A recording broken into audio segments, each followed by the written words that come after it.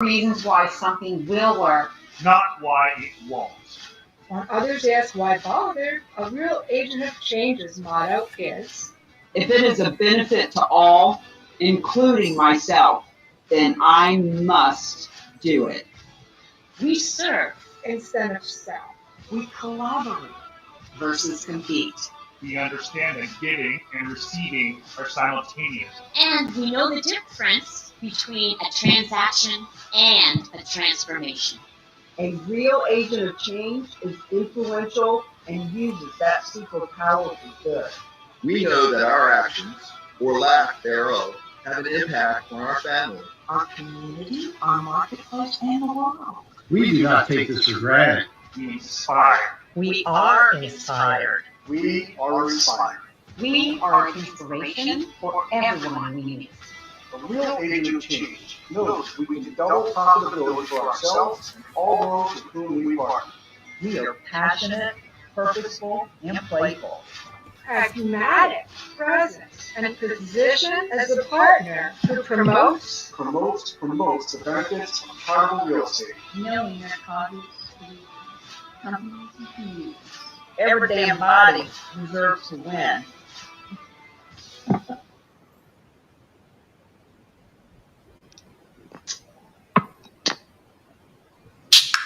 What's happening, Cami? Hey, good to have you here, Mr. Whiskey. How you doing today? Maybe you should change that to Mr. Happily Sober now.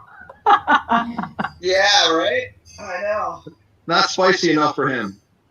Well, you keep what's dangerous close to you, and it somehow, Yes. you know what I mean? Yeah, How you guys been? you need a spicy moniker anyway, Wade. Yeah, true. How you guys been? We are fabulous. Alan, are you ready to get started? Yes, ma'am. Guys, welcome to Charitable Gifting of Real Estate Masterclass. This is the most comprehensive, informative This meeting is being recorded. product that we have as far as information transfer. We want you to really fully understand what you're going to hear today. You're going to hear a lot of detail that you wouldn't normally hear in our 101, and we want to help you understand how you can position this, whether you're a real estate agent, a financial planner, a nonprofit, title company. We have a lot of people coming from all different directions of the world. Some people like myself who saw this and aren't even involved in real estate in any way, just realize that there's such a value in what this is about, and want to be a part of great change in what we're doing. My name is Alan Biles. I'm the vice president of the Real Agents of Change, and in full disclosure, I'm also the fiance to our president, Cami C. Baker. We met last year in December, and just in a very short time, I was able to learn so much about her passion and about her commitment to something I'd never heard of before, which was donating real estate to nonprofits. And just a little bit more about myself. I'm a veteran, and I was in the first Gulf War in 89, 90, 91.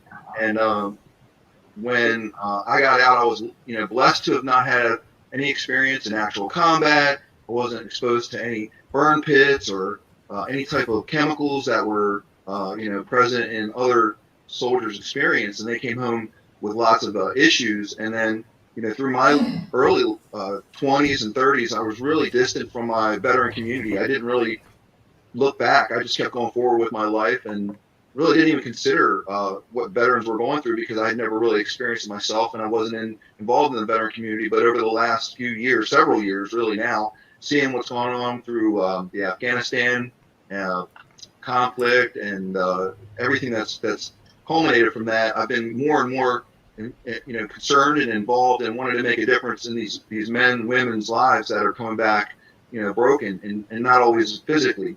So when Cami exposed to me this opportunity you're going to learn about today, it really pointed me in a direction to be able to give back and to bring great change to the communities that I actually are deeply involved with. I'm also a Christian, so of course Christian ministries are going to be near and dear to my heart. I have a rescue dog, so any organizations that support rescue animals or care and treatment of animals. They're gonna get my passion as well. But we're here to support any and all nonprofits. Any nonprofit that exists is eligible to be able to take massive increases of funding on what we're doing. And just learning about Cami recently, just in the last week, she went through some of her Google documents and her old files and showed me the years of experience she's had working with nonprofits. And just to understand her heart, understand her nature, guys, I'm her biggest fan, number one. I've never been married and I've never had children, and I'll be 53 next month. So to commit my life to this woman and to her cause is such a big deal to me. I only share that with you because it's something I don't tread into lightly. And without really any more information, I just want to just pass it right back to Cami and let her take it over from here. Thank you. Thank you so much, Alan, for bringing your heart to the table. My mind and my strategy is business and realtor and financial advisor and how to make money, making a difference. And when Alan came to the table, it was clear that he would be our liaison to the nonprofits because of his heart. So thank you for that. Friends, you're going to be hearing my story a little bit further along in the presentation. So I'm just going to go ahead and start sharing screen. I want you to know we are on record. People who are part of the specialist package and the champion package get updated recordings when we change the presentation a bit. So you'll be getting those recordings moving forward. So I'm just going to jump right in and share the screen and get rid of this. Get rid of that. Come over here. Been messing around while we were getting ready. Okay. Charitable real estate masterclass. Here we go. Let's really get down and dirty with some detail here so that you know exactly how you can be a part of the solution too, if you so choose to be.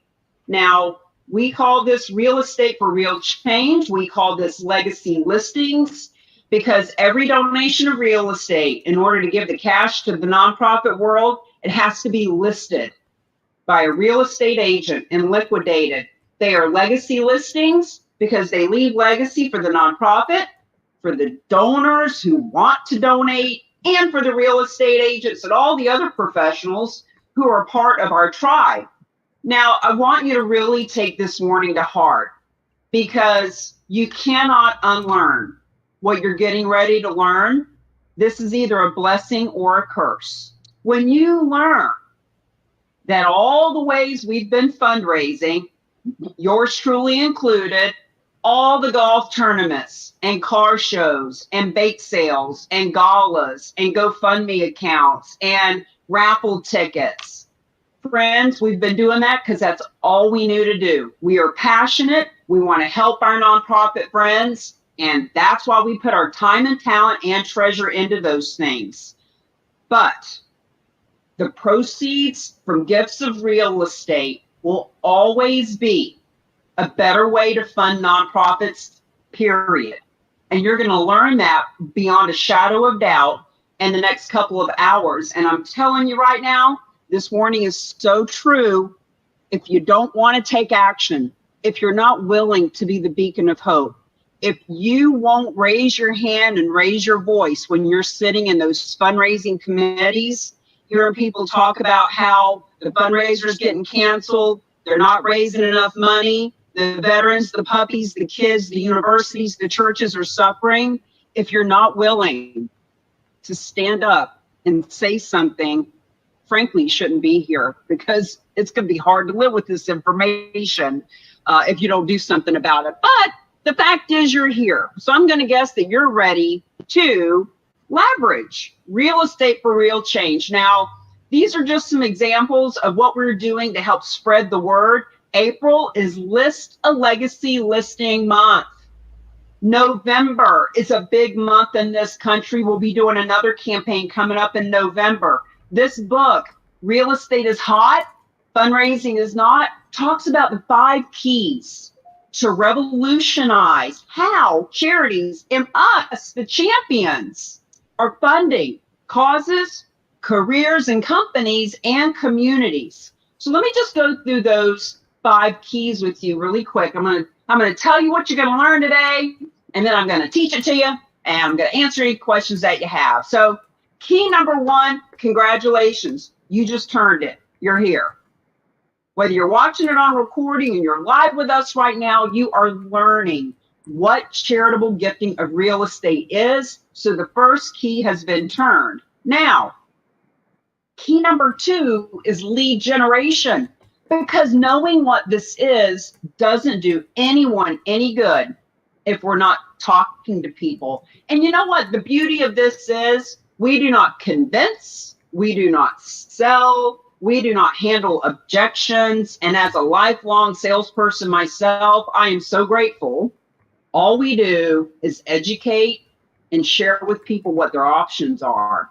Lead generation is how we share those options. Now, key number 3 is list and liquidate. Remember, these are legacy listings, real estate listings. It's a good old-fashioned listing, just like any listing any real estate agent has ever taken.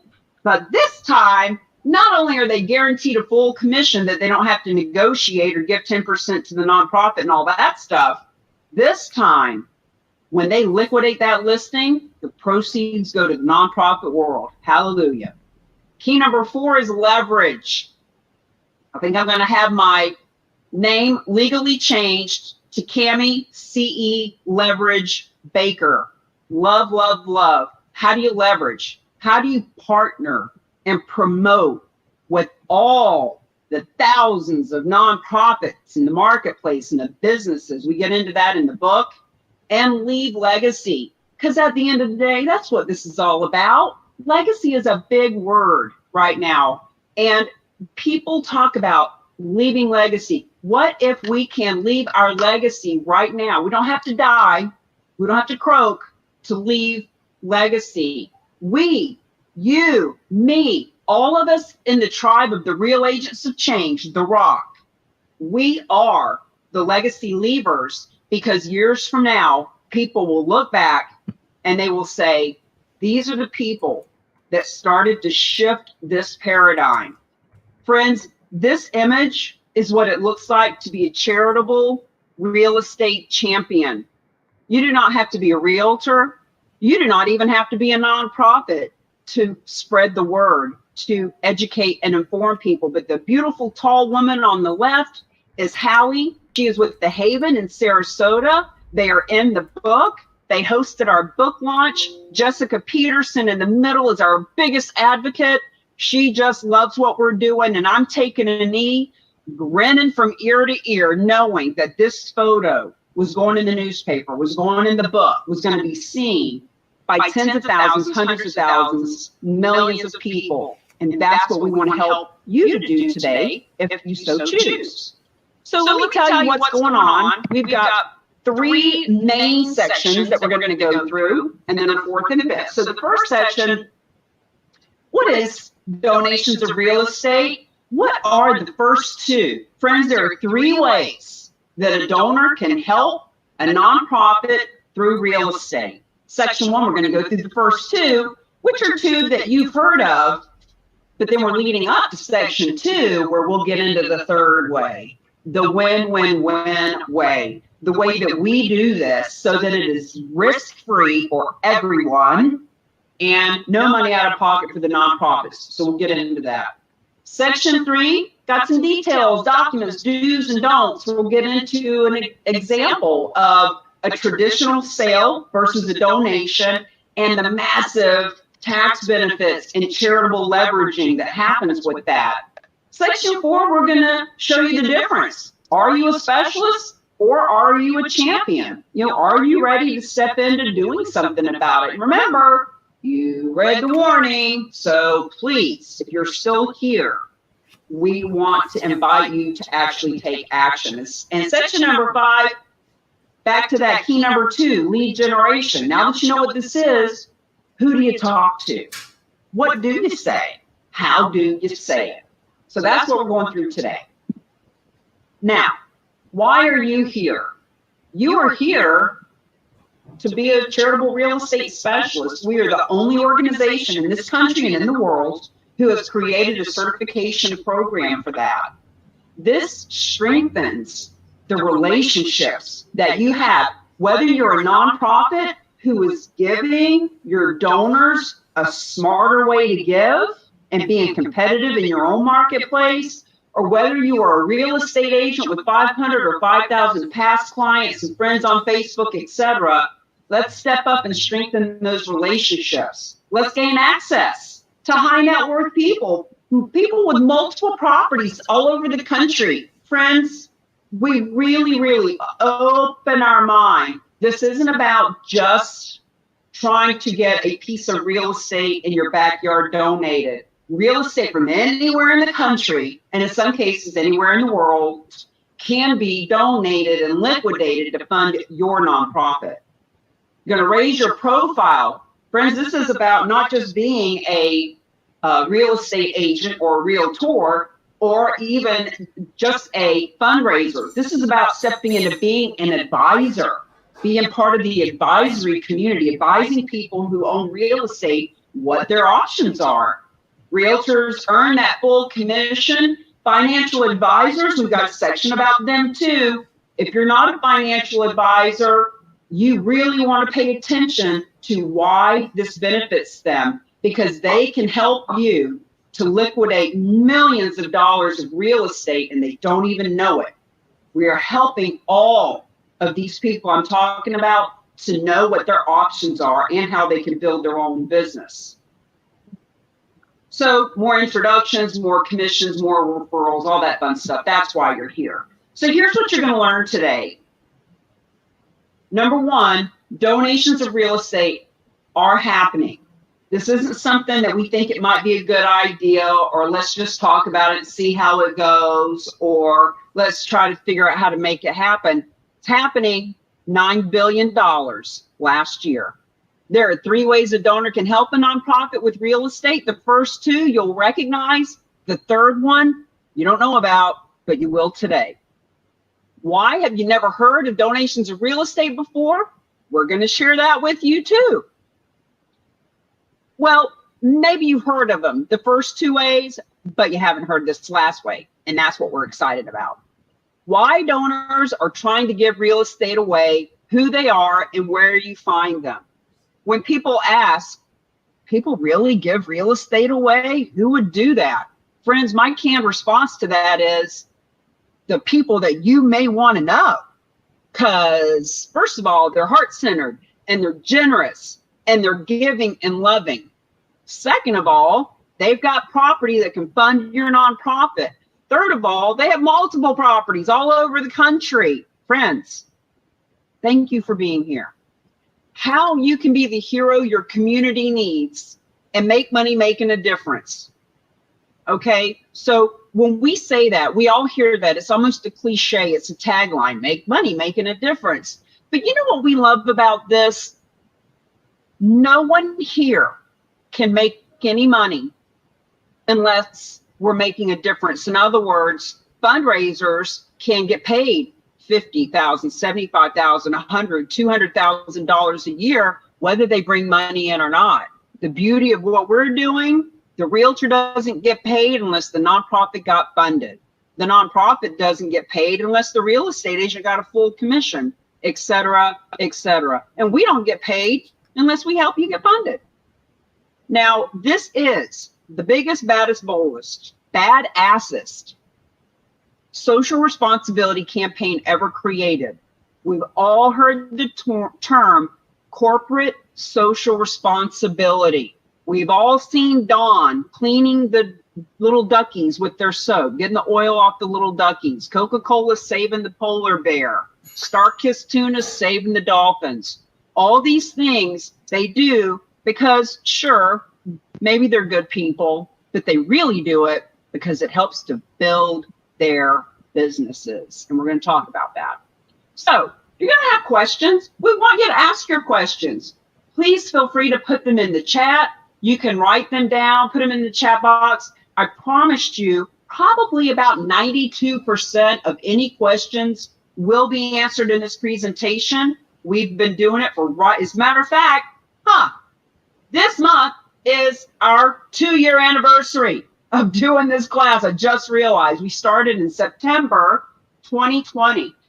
So 2 years, we pretty much know what you're going to ask. It's in the presentation, but we do want you to feel like you can engage. As a matter of fact, before I get into section 1, I want to suggest that you put in the chat your name, your phone number, your email, where you are, and what brings you here.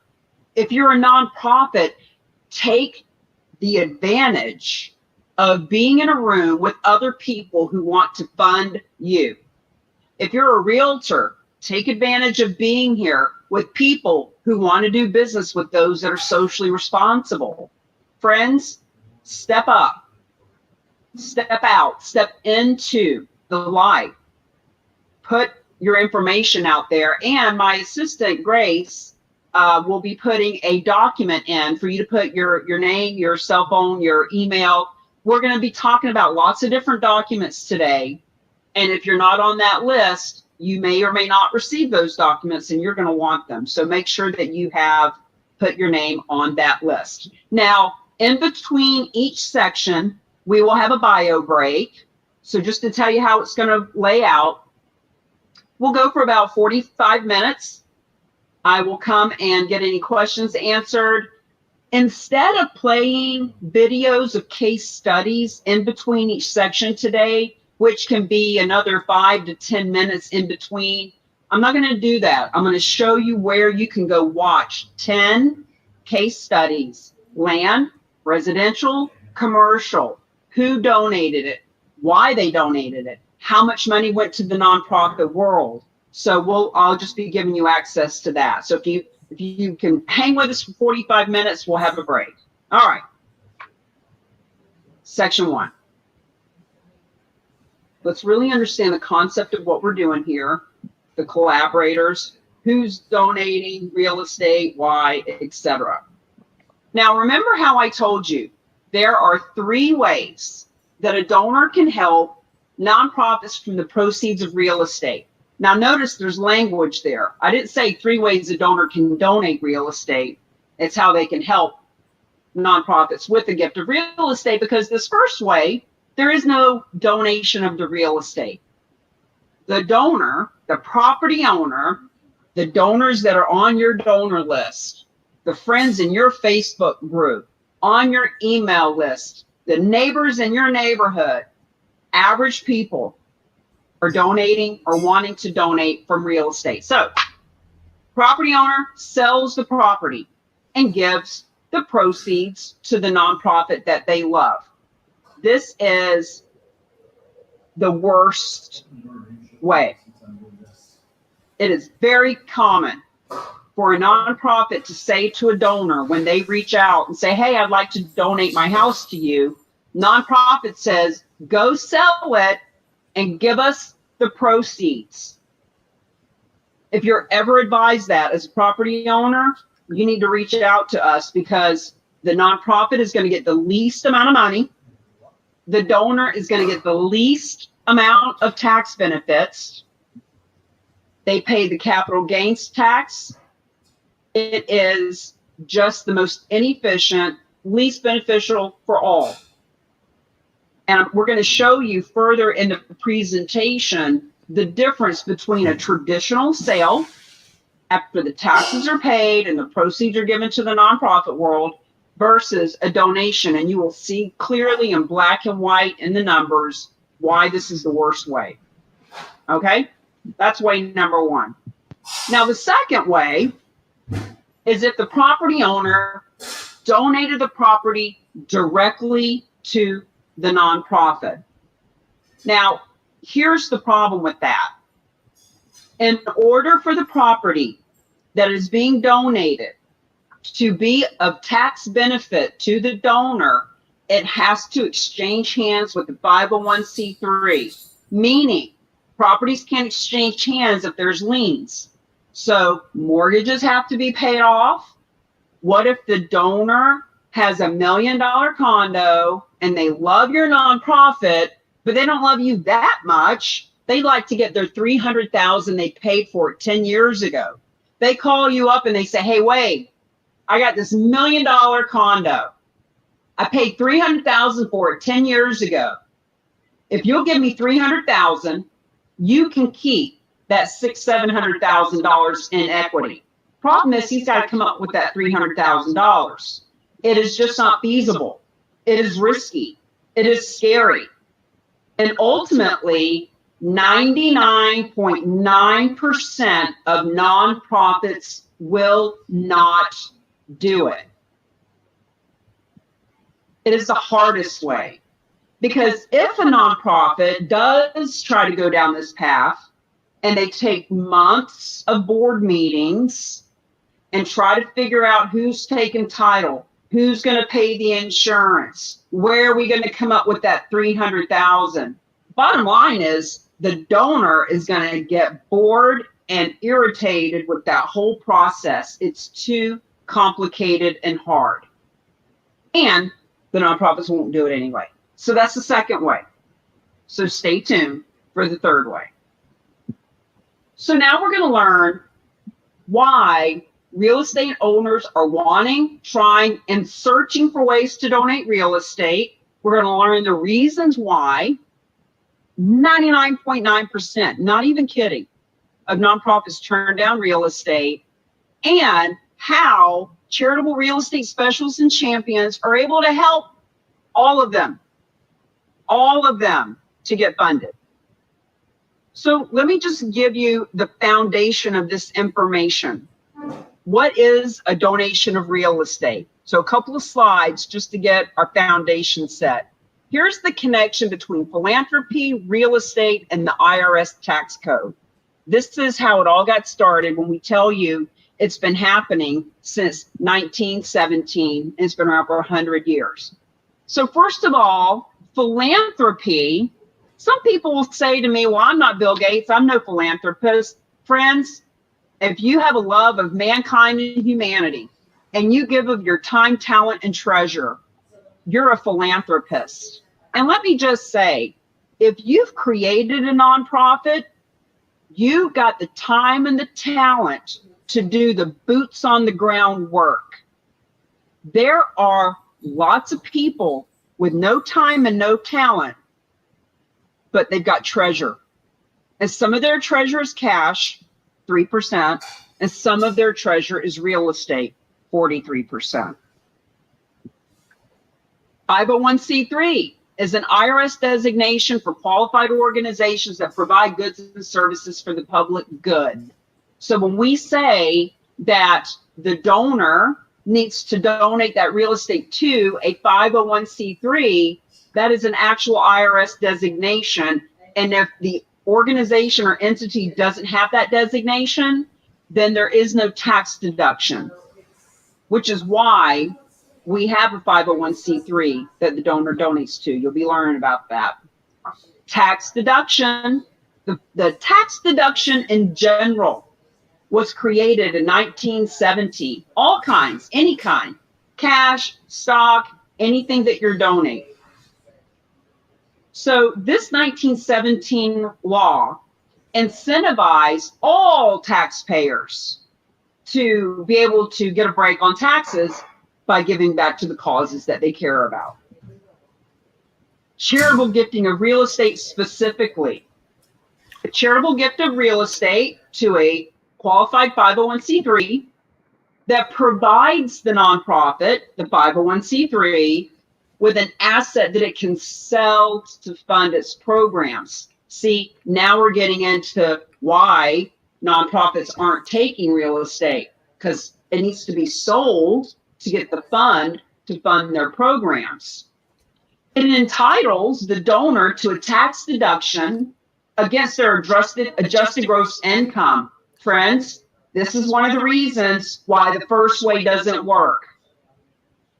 Because that $1 million condo, if the guy is donating that, there's a $1 million write-off from his adjusted gross income. But if he goes and pays a lot of fees and expenses before he donates the proceeds, this is really, really chunked down. And in that example of a $1 million condo, the government is going to get at least $200,000 that the nonprofit world is not. If the asset is appreciated, then they avoid the capital gains tax. And it sounds simple enough. There are thousands, tens of thousands of property owners in this country that are already donating real estate, that are Googling and searching how to donate real estate. We'll show you that in a minute. And they simply want to help the nonprofits they love. So what's the big deal? Well, here's the big deal. Here are the reasons that the nonprofits won't do it. They have no expertise in real estate, nor a dedicated real estate team.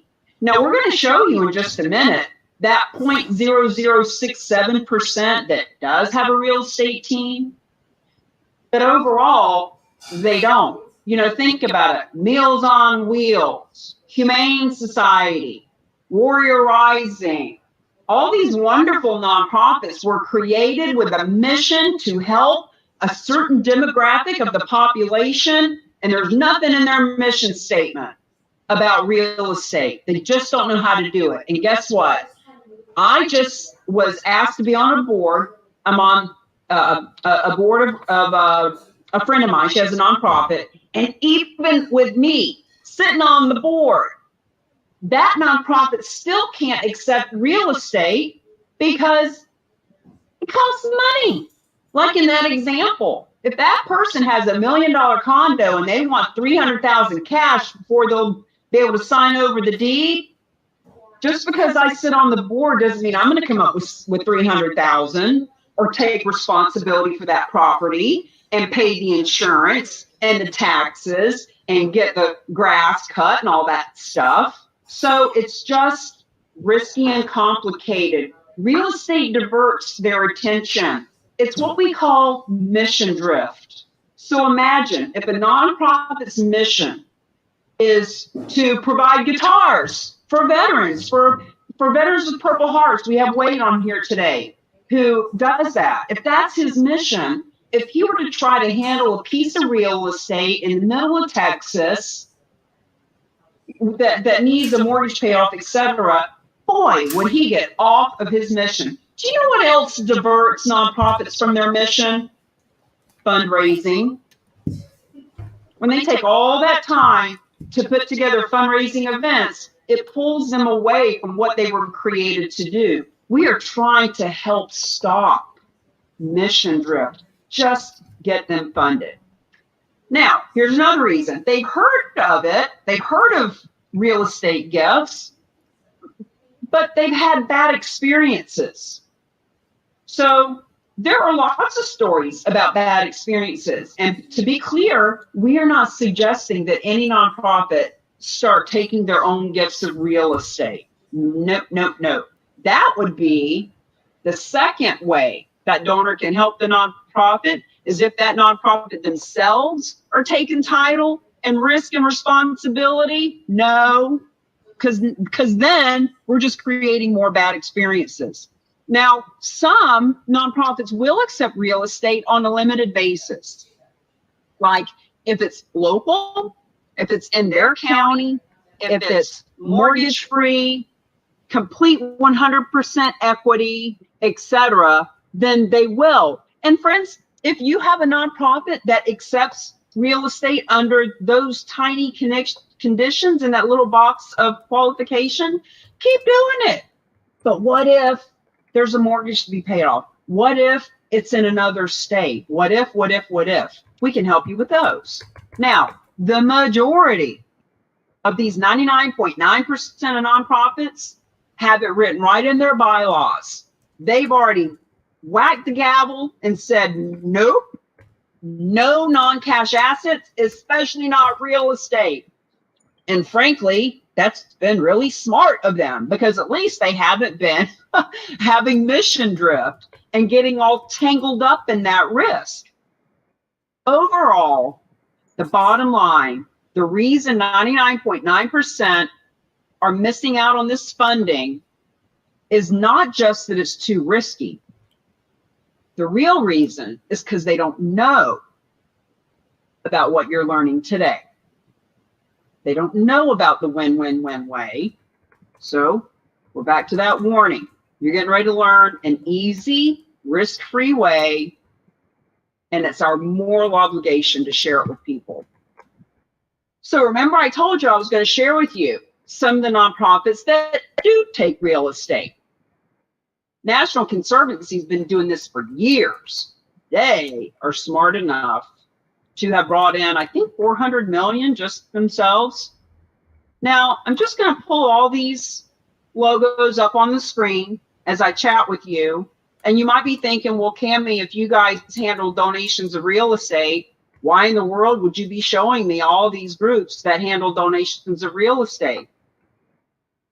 Because number one, I want you to see it is happening.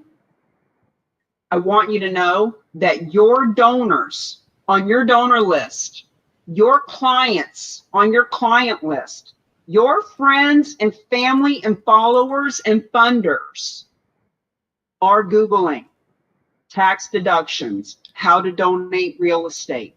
And these are the ones that they're finding. And if a donor just wants a tax deduction, they can donate to any one of these. Now, I don't know if all of them will pay off mortgages, because that's a whole other set of criteria that, yes, we do handle in the third way. But the point is, if someone calls Cars for Kids, who now takes not only cars, but real estate, they can get their tax deduction. Here's the trick. They cannot dictate or say where the proceeds go. Cars for Kids, the Dave organization, the Giving Back Block, they are the nonprofit that's keeping the proceeds. Now, some of these might have a list of 6 or 8 or 10. Here's a veterans group. Here's an animals group. Here's a children's group, if you want to pick from our approved affiliates. Friends, the reason that the Real Agents of Change were created, the reason that you're here today, is because we want all nonprofits to be able to benefit from the proceeds of real estate.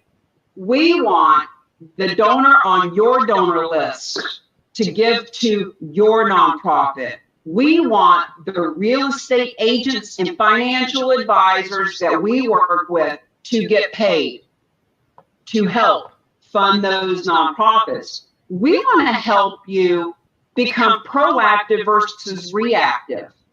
Because if that donor is out Googling and searching, the nonprofit can react to an email that comes in or a phone call. What we want to help you do is become proactive, not sit back and wait for someone to randomly offer real estate at your real estate office. We want to show you how to have them coming to you.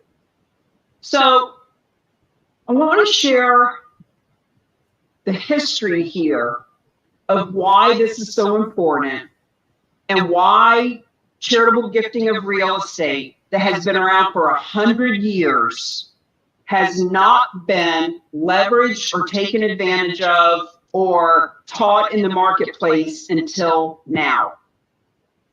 So this was my first headshot in real estate, my first real professional headshot. And there was a woman in my office. Now, keep in mind, you're looking at someone here who was newly sober, had just been sober actually for 6 months when I got a job in real estate as a listing coordinator for a realtor who sold about 125 houses a year. I was hired to work with this gentleman. I was prospecting expireds and for sale by owners and all that stuff, and putting together 15, 20 listing packets a week. So for my real estate friends, I want you to know I get it, been there, done that. So one of the women in the office saw my hunger, my tenacity, and one day she came in the office and she said, Cami, I've got this red suit that I've outgrown. I thought I'd see if you wanted to have it. It's a nice suit. So I put it on. It fit like a glove. It was Jones' suit. I loved it. I didn't have a suit. She could see that I was hungry, but I needed a little help with my image. I wore that suit almost every day. I was going on a lot of listing appointments when I got my own license as a real estate agent. And that suit helped me to bring in closings. It helped me to upgrade my car. It helped me to go into my own office with a door that's shut and a window and the whole thing. And about 6 months after she gave me that suit, she came in my office one day and she said, Cami, I need to come clean with you about something. And she said, you know that red suit I gave you? And I said, of course, Joan, I love that suit. She said, I just want you to know I didn't outgrow it. I actually bought it for you because I knew you needed one. Now, mind you, I had gone from being not very confident, not really knowing what I was doing, to now got this red suit. I've had some closings. I'm holding my head a little bit higher and upgrading everything. So she knew I had grown. She said, not only did I buy the suit, I got it from the Salvation Army off of the sales rack for $3. And we hugged and we laughed and we cried. And she was so smart. If she had told me that when she gave me the suit, I would have been humiliated. But here it was 6 months later, and I had grown, and I could see the wisdom and what she had done. And I wore that suit, my friends, for years. And if I had known I would be doing what I'm doing now, I would have kept it, and I would still wear it on stages. It's that little tweak of image that she helped me with that we're helping you with today. Not that you need help tweaking your image, but just to give you that little extra something that other agents don't have, the knowledge of what we're doing here. Now, that same day, I took a picture with my daughter at that professional photo shoot, and I shared these photos with you because I was a single mother when I got my real estate license. I wanted to be able to go to my daughter's field trips, which is what that last image is. I wanted to be the mother that was there on the field trips. I used to drive my Mustang that you're going to see in a minute behind the bus, following into Boston, down to, the aquarium and all that stuff. I wanted to get her involved with me in the community. So Remax was the first company I was with.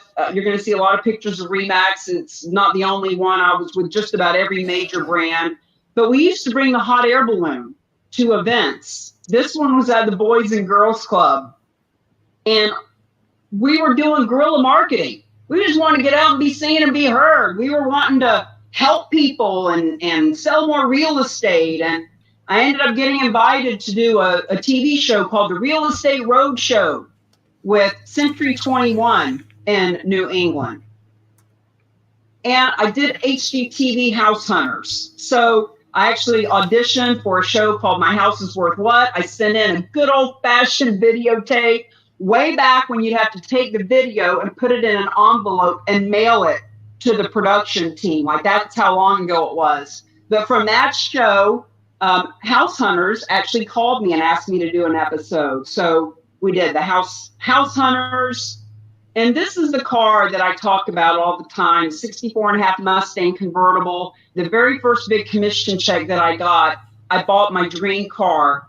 And people used to make fun of me. Ford, found on road dead. Don't you know what a money pit that is? But I had vision, and I knew that people from 6 years old to 60 would think that car was full. And boy, did they. I could not get in that car to go so much as to the store without somebody pulling up and asking me what year it was and tell me how cool it was. So this car, the reason I'm sharing all this with you is because at the very first car show, we had 50 cars all trying to give us $20. That's $1,000, and we weren't taking it. And my assistant said, why aren't we taking their money? And I said, because we're not doing the show to raise a few $100s. We're doing it to promote ourselves. But it got me thinking. There's a lot of nonprofits that need $1,000. So I found a place called the Live and Let Live Farm, and we started donating to them. And we donated to firefighters and kids with cancer and all kinds of things. And I learned that social responsibility is not just the right thing to do, it's a necessary thing to do in business. People want to know what you're doing in the community. So I started teaching others how to do it. This is a diaper drive. The woman in the tan jacket is the president of the Board of Realtors in that state. She hired me as her personal consultant to teach her how to do social responsibility. We raised 8,000 diapers for a halfway home there. This is the woman in the red sweater she was my Botox doctor. She hired me to do social responsibility for her doctor's office. This is Jacksonville RIA, the Real Estate Investor Group. They wanted me to come down and do a speaking engagement for 400 of their members. And I said, only if you'll do something to help the community. I cannot show up without social responsibility going on. So we did a coat drive. Those were all the coats on the back, and me with my book. And what happened was I was helping businesses to help the communities and the causes they cared about. Maria loved Habitat for Humanity. Realtors for Recovery was created for addiction.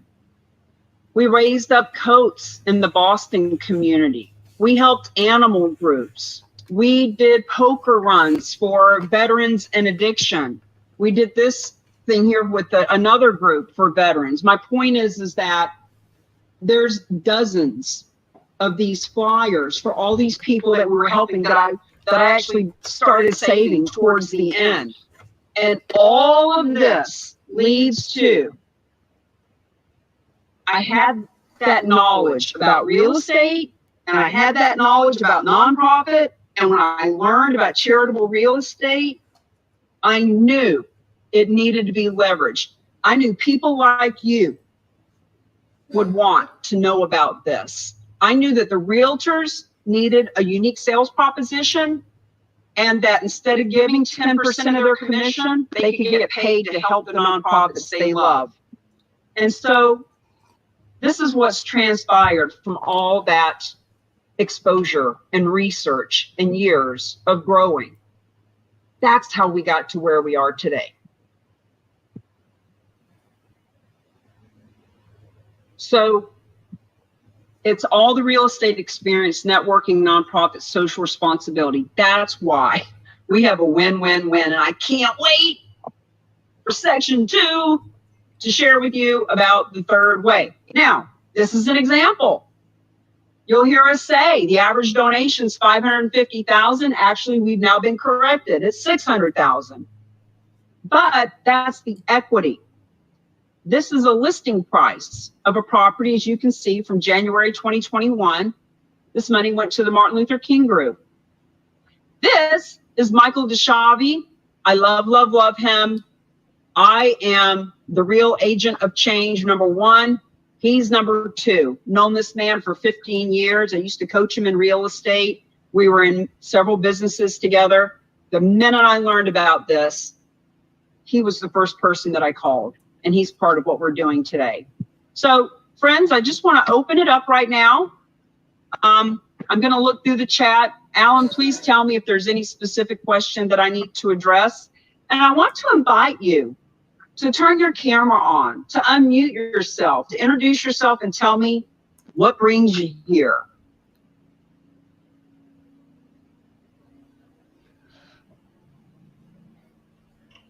Well, I guess it's silence, so I should fill it. Hello, Jamie. I met you and Alan here a couple of months ago, and then just talked to Alan again yesterday. I'm executive director of Florida nonprofit, although we work nationwide and worldwide with folks with disabilities. I'm quadriplegic disabled man myself, and have been designing and providing solutions for 18 years to the VAs for vets coming back from Iraq and Afghanistan. And basically we work on empowering people of all ages, because age or elderly folks going into nursing homes is nothing but disability on a different time continuum. That's one of the big things we're addressing now. But we have done recently, we accepted a small little piece of real estate we had to pay off a little piece of it for them and cover some of their expenses. I recognize the value, and I think the greatest thing I'm looking to learn is how do we effectively market to and actually that piece of real estate came as just from a realtor I talked to 6 months ago. She remembered us, and when she talked to somebody, said, hey, you know what, you should talk to this nonprofit. So it was just a referral. She didn't get involved. I've kind of told, as I told you and Alan, I mentioned to different real estate agents, hey, we'll work with you, we'll make sure you get your commission, but they just don't get it. Like, that just sounds weird or funny. So I'm looking to learn how to market to real estate agents as well as how to market to prospective donors and then refer them to the proper agents. Thank you. You got it. You got it, Mark. Thank you for saying who you are, friends. Please raise your hand because Mr. Whiskey is doing something for veterans. And Terry has created Legacy Resources Foundation to fund all kinds of nonprofits. There is so much synergy and alignment in here. You guys want to, make it a 30-second introduction just so we can power through. But Mark, let me just say, when we invite all of you to become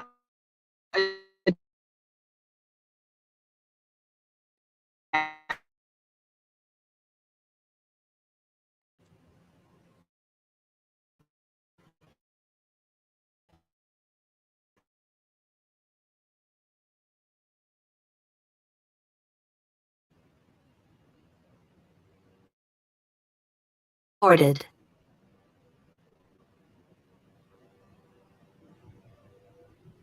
we love you, we want to give you all you need to make a decision. But when a nonprofit like yours is simply showing up and saying, hey, let's play.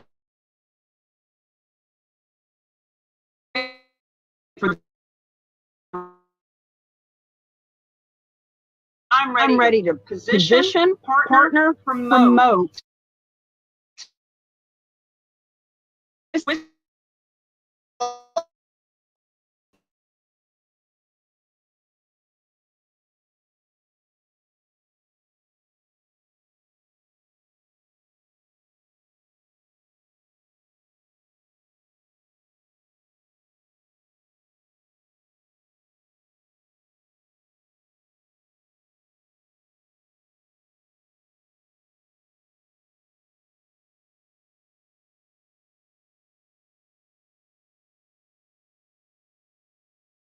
Technical difficulty, so please stand by.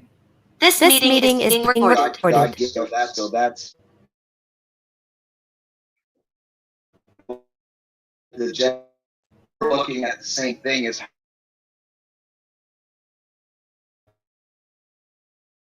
don't.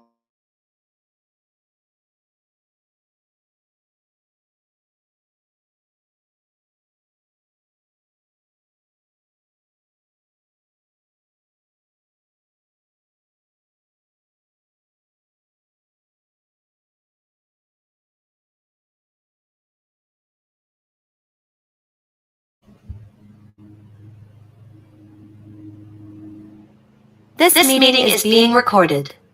We're thrilled to have you here. Terry actually invited Wade to come see what we're up to. Introduce yourself.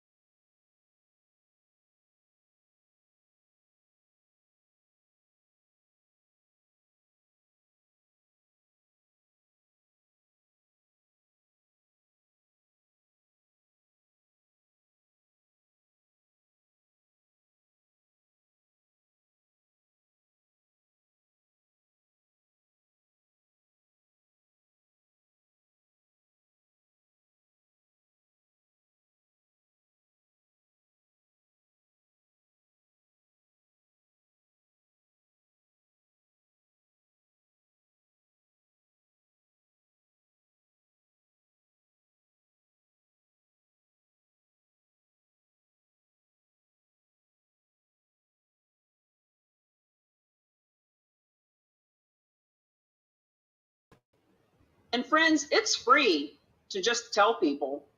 So you do not have to have some big email campaign. You don't have to spend tens of thousands of dollars scrubbing lists and whatever. You just tell people. No out-of-pocket expense to handle the transactions. The capital that's available. So in this third way, the win-win-win way, there is capital available to enhance the value of the property. Whether it is property that is currently zoned as commercial, and when it's rezoned, goes from $300,000 to a $700,000 value, which is one of the stories, or whether it is a property that needs a roof or that just needs to have holding costs while it's being sold. There's plenty of capital for that. Bargain sale. You're going to learn exactly what that means, but ultimately, if a piece of property is free and clear, that's a donation. If a property needs any money exchanged with the donor, it's called a bargain sale. Whether a mortgage needs to be paid off, whether they want cash, for any reason, if $1 exchanges hands, it's called a bargain sale, and you'll understand that. The donor, with this third way, this win-win-win way, the donor receives the full array of tax benefits immediately without your nonprofit having to figure it out. The nonprofit world receives the maximum donation, and 100% of the 1.5 million nonprofits are eligible for this. So remember all those nonprofits that we brought up, Cars for Kids and all of those, less than 0.0067% can do this themselves. And by the way, that number is actually growing. It's probably more like 0.1% now, because nonprofits are getting smarter. They're starting to figure this out, and your donors are on their lists. So this third way, the win-win-win way, is what you're here to learn about today, and that's what we're getting into right now. So let's talk about the stakeholders in a donation of real estate. There are the donors, whether it's a private individual or a corporation. And we have a book called Giving USA, which is the giving Bible of the country. It's been out for 50, 60 years. And actually, 70% of all giving comes from people, not corporations. Advisors are a stakeholder. And when we say advisors, just think to yourself, people who advise others who own real estate.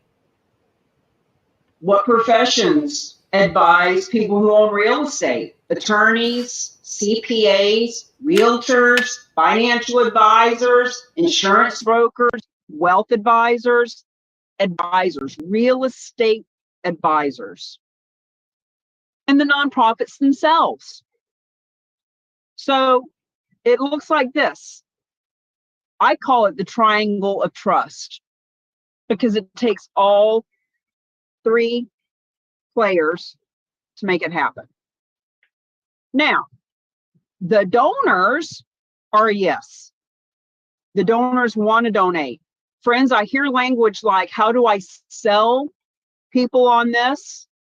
How do I convince people? First thing we need to do is get rid of that language.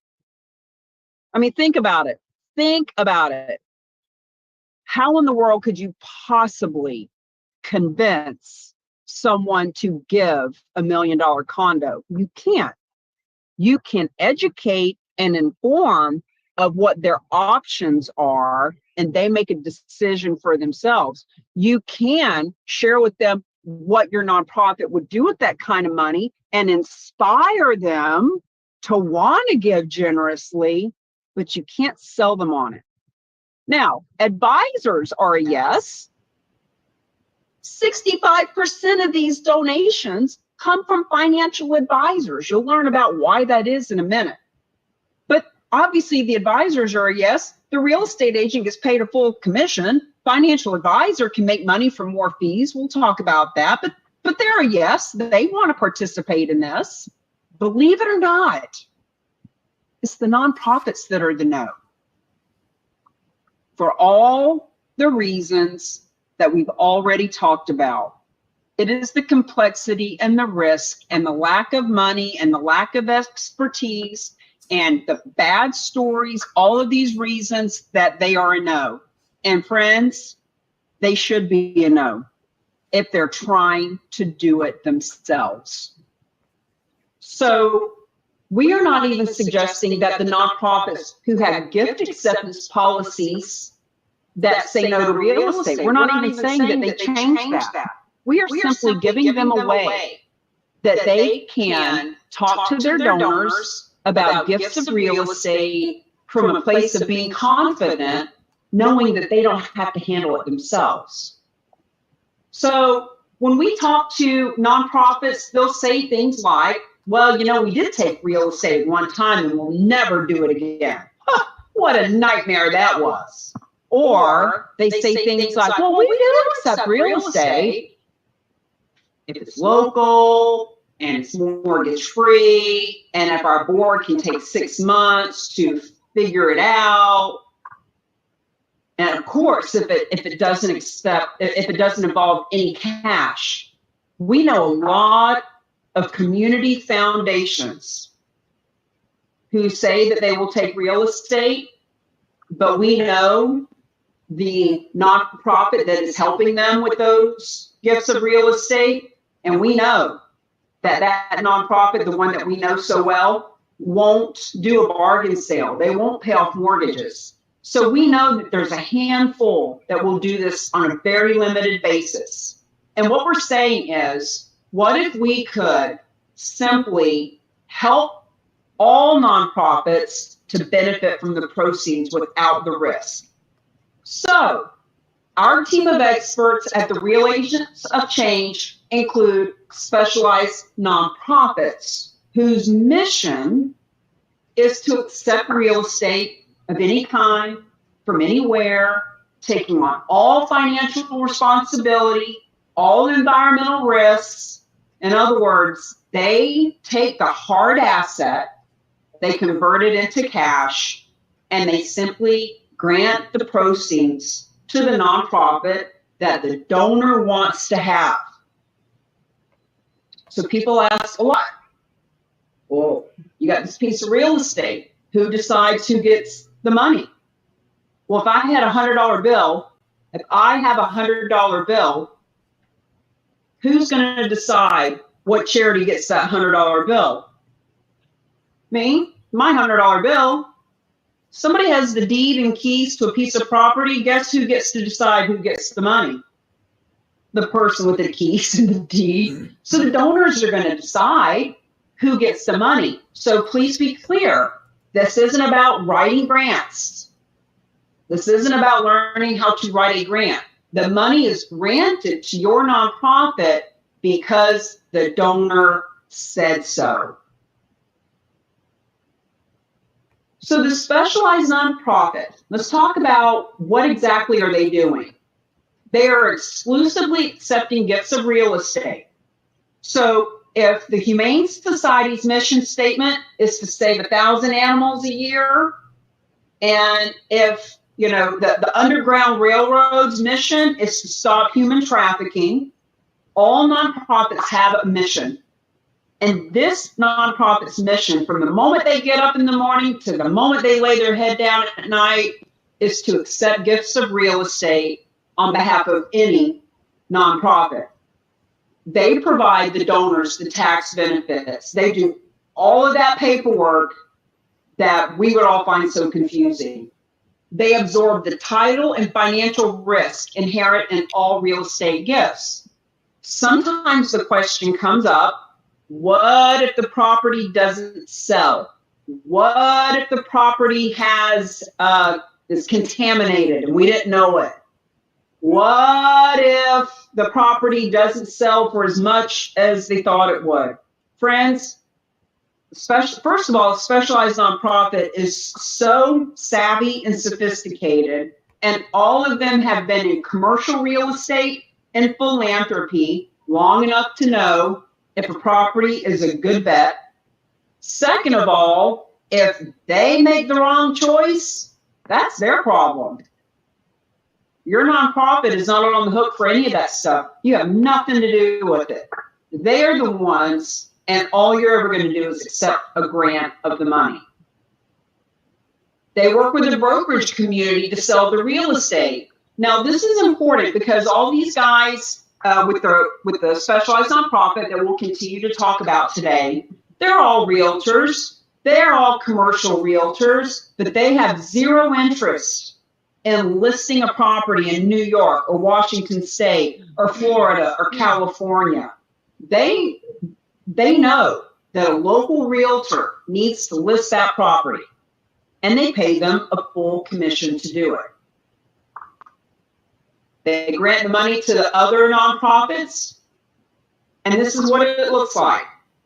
Notice how in this triangle of trust, the specialized nonprofit steps in on behalf of the other nonprofits. Now, here are some quotes and some stats from experts who have been doing this for many years. Endowments grow at 6 times the rate of a nonprofit that only accepts cash. This is Dr. Russell James. He wrote the foreword for our book, Real Estate is Hot, Fundraising is Not. And he has been quoted about nonprofits who only accept cash are doing the biggest disservice to those that they serve when there's so much money in real estate. Now, donors can give 3 to 7 times more when they start giving from their non-cash buckets. We've got a story of a woman who gave her real estate. She was given $25 a year for 32 years. She heard one of the team talking about this 2 years ago. Lo and behold, she had a property. She donated the property. It was a second home. It was a cabin in the Poconos. And the fundraiser person at that nonprofit told me that that woman, Linda, who was giving $25 a year for 32 years, now, in the last couple of years, she's given them $500 a year. There's a psychological change that happens for people, and when they can give from their non-cash assets. So, nonprofits, where do you find the donors? They're in your donor list. And that picture that we show of Hallie standing on the side holding the sign out in front of the house, she said one of the things she loved about this the most was that they didn't have to go find a unicorn. They didn't have to go find this fictitious property donor. In their 1,500 donor list, they're just shifting from cash requests to real estate. Now, Jackie Franey is with the Nature Conservancy. That's one of those logos I showed you earlier. The Nature Conservancy has been taking gifts of real estate for years. No additional donors are needed. That's what I just said. So this is from this gentleman at the University of Oregon. It is an awakening that's happening, and we want to help you to step into it. So here's the collaboration. We have the same.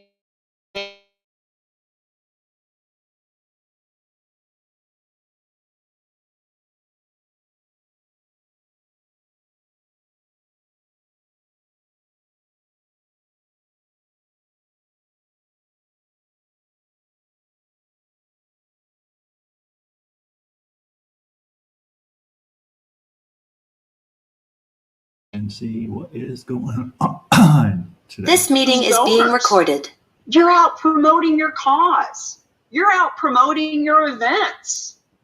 You're creating that emotional connection. So you're spending all your time and talent that other people don't have, and with the little bit of emotional pull, they give you their treasure. So instead of the 3% cash, we're saying, how about that 43% of real estate? All you have to do is share. Hey, donor, thanks for that $25 a year you give. Just want you to know we can benefit from gifts of real estate. I don't know a whole lot about it, but I got a team that does. So you can start asking for these gifts, not so that you accept them, but so that you benefit from them. Now, what does the specialized nonprofit do best? They accept the real estate, they fix it, they sell it, and they grant you the money. They intervene, just like the Triangle of Trust shows. They provide the resources, solve the complexity of the entire gift cycle. If we had time, I'd show you video after video of real estate transactions that they doubled and tripled the value of the property because they knew what they were doing. They grant the bulk of the proceeds to you. Now, The Rock, us, the real agents of change. What do we do? Friends, the specialized nonprofit that you're going to meet, that we encourage you to build relationship with, they handle the transaction. But in order to get to the transaction, you got to bring the donation to the table. And that's where we come in. We're helping with the systems and the scripts and the support, the social media and the strategy. Every one of you are here or watching this video because you've seen some of our marketing, whether it was one of us inviting you personally or something on social media or one of our tribe reaching out to you. It all happened because of our strategy to get out and be seen and be heard. We bring the deals. The specialized nonprofit handles the transaction. Now, these are examples of nonprofits that have benefited from the third way. None of these, and the next slide I'm going to show you, none of them took the real estate themselves. Now, there might be like Boys and Girls Club, right? There's one here in Sarasota. They actually were gifted a golf course 10 years or so ago, and they've been living off the proceeds of that for many years. But they are the example of, we'll never do that again. Boy, did that take them off mission. But the point is, all of these have worked with the same team that we do. And I want to point out Fidelity Charitables for the credibility piece of this. Friends, we're going to share with you documents for you to do your due diligence. We want you to understand who you're getting in bed with. We want you to feel comfortable. We want you to know Fidelity Charitables, there's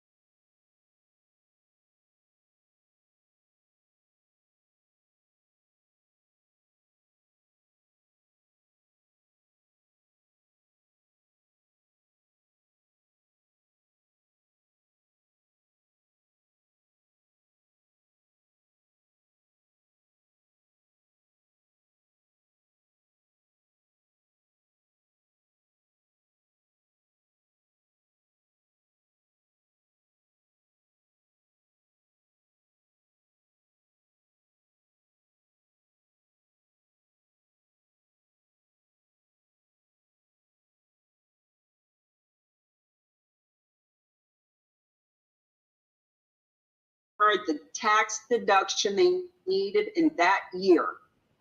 And then it was put on the market with a real estate agent. It closed in April this year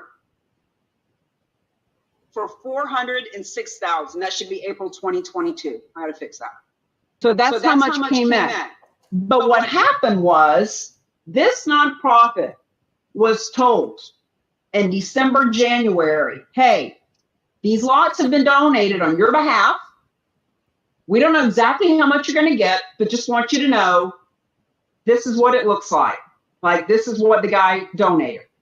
The nonprofit, friends, where do you find these donations? Cami, who do we talk to? How do we find the donations? That nonprofit reached out to their donor list and they said, oh my God, I don't know how this works, but this donor has donated this land.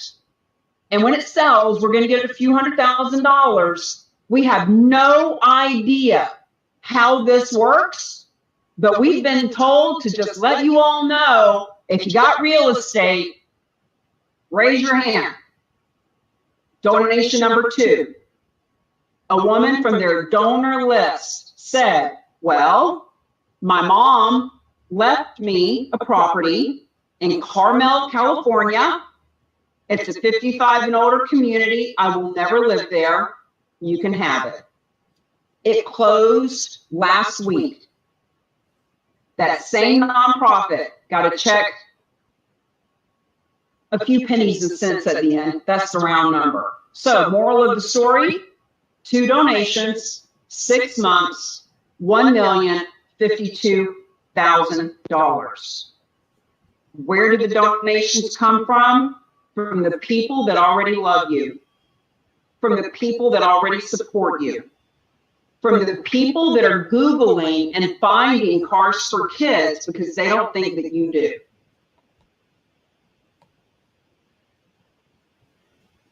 So, here's why the specialized nonprofits were created.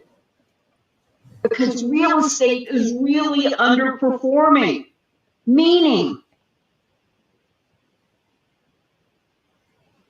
3%, that little pie square needs to be a tiny little sliver.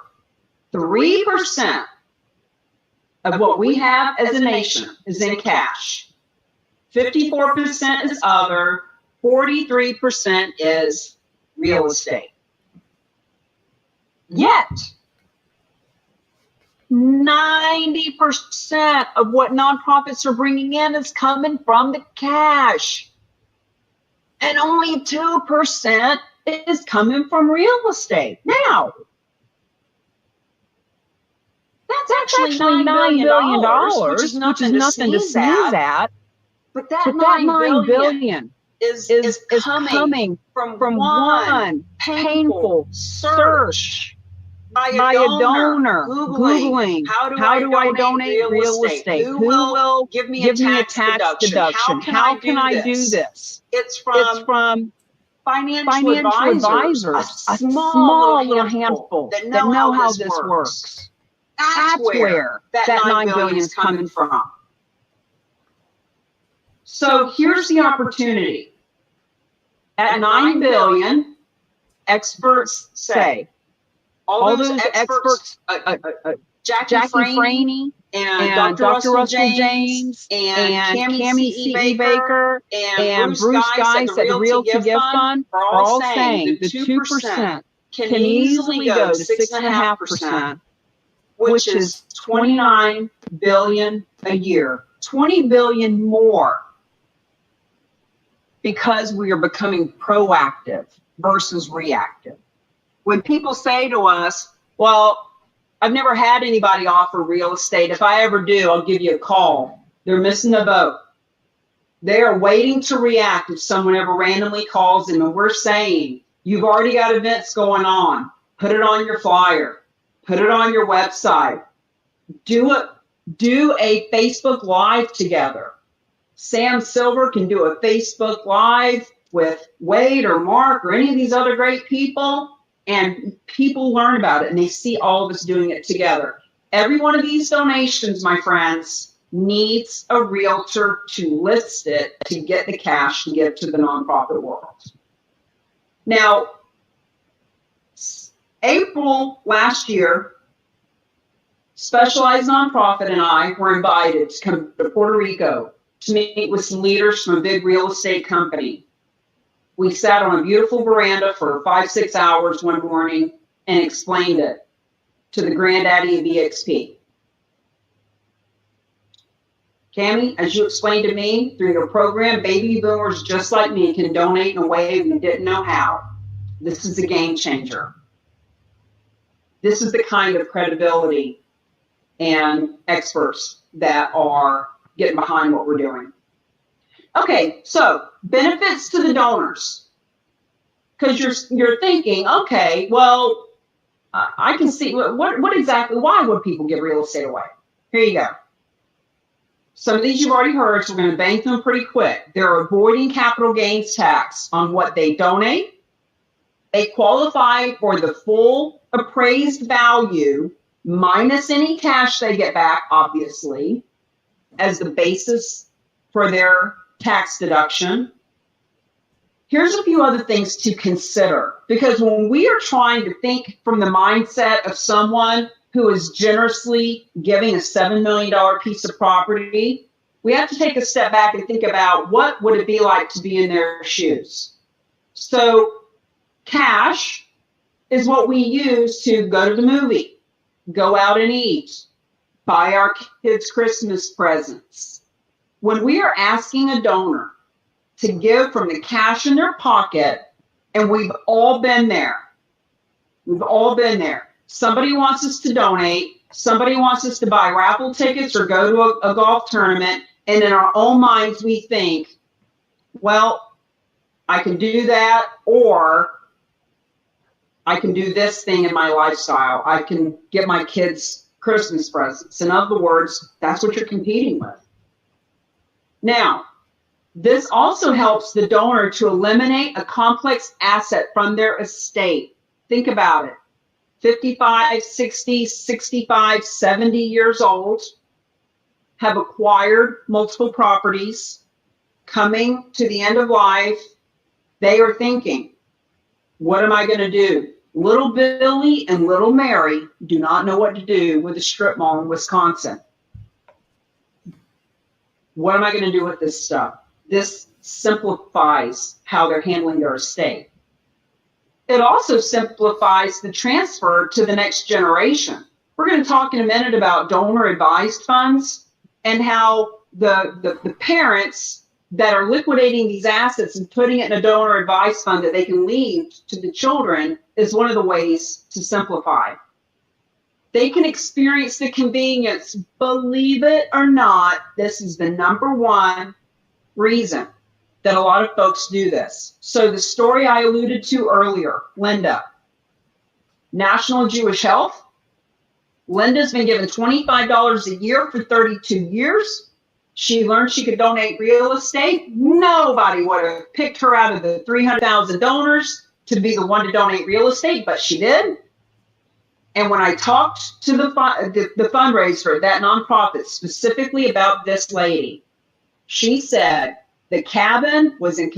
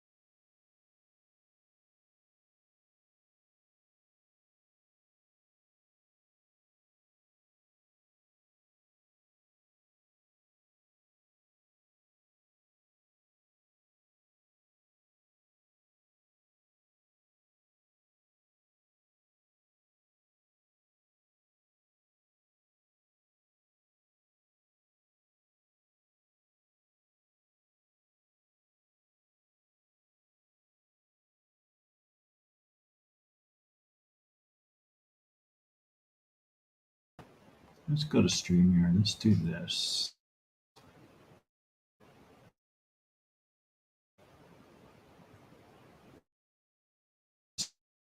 That way.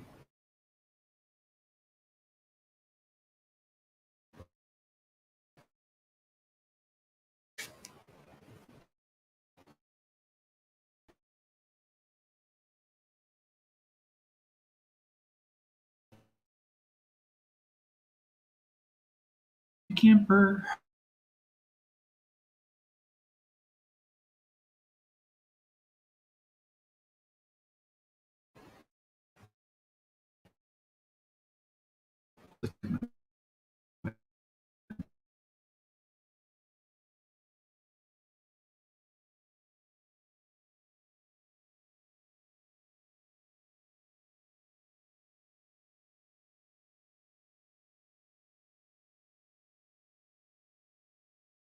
This again.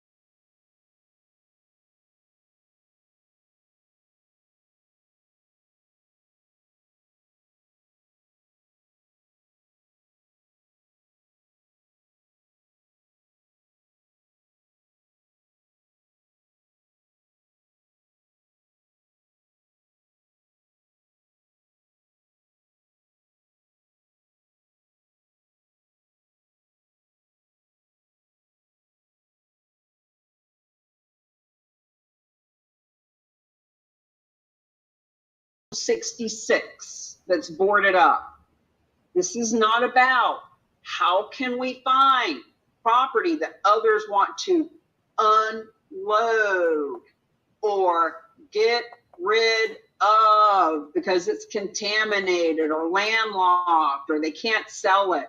Friends, this is about simply letting other human beings know that donations of real estate are happening and that they don't have to go Google and find another nonprofit that will take real estate. You just let them know, hey, you're going to be hearing about this.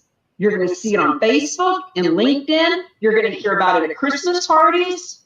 And I just want you to know, you don't have to go there to get a tax deduction. You can help our veterans. You can help our women that are coming out of domestic abuse. You can help us.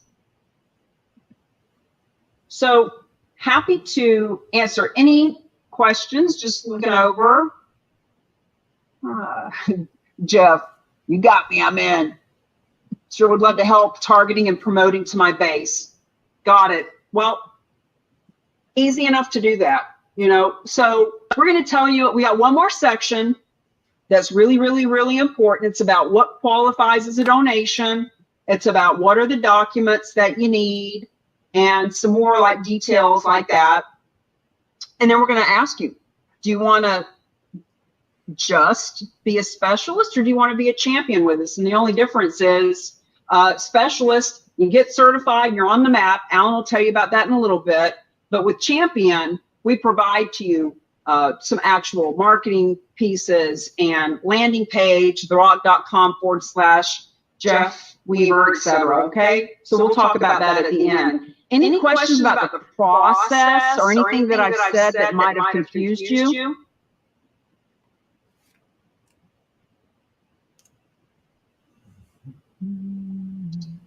Very impressive. Thank you, Bo. We certainly hope that your network of people will want to bring this to their tribe. Every marketplace, there's an average of 499 nonprofits per county in this country.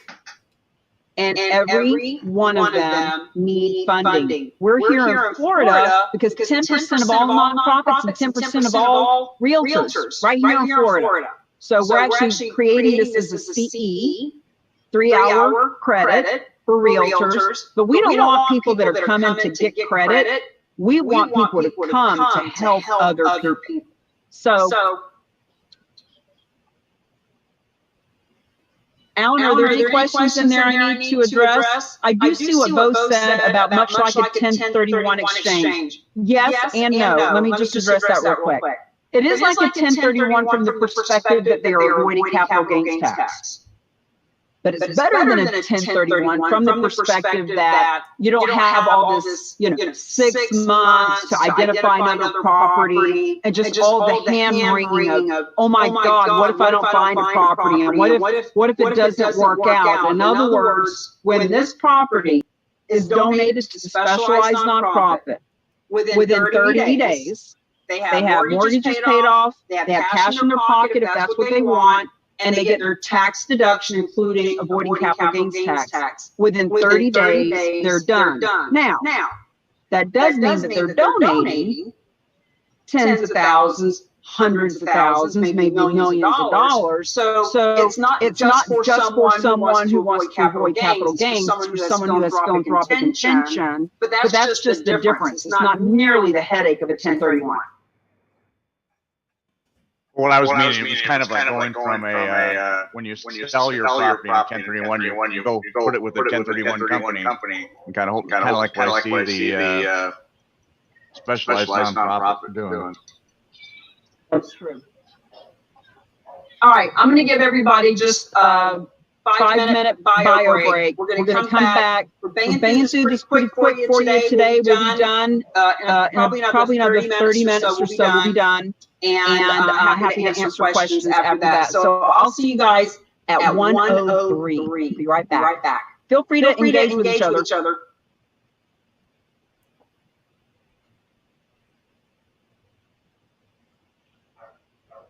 Terry and Mr. Whiskey, I'm sorry, I don't know your name.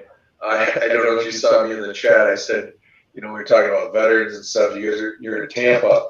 I was suggesting we should figure out how to do an event and get some veterans jamming on flybridge of possibilities at Sunset or something on Charlotte Harbor or Tampa Bay. Oh, I love that. How many people can your boat hold? Depends on the nature of the event. That's more of a limitation of Coast Guard. Anywhere from 6 to probably 30. 6:30. Okay. Right on. We used to do up until COVID. We used to do the honors cruise out of Clearwater on Starlight, and we rented out the whole boat, and we filled it with almost 300 people. Yeah, that's our president.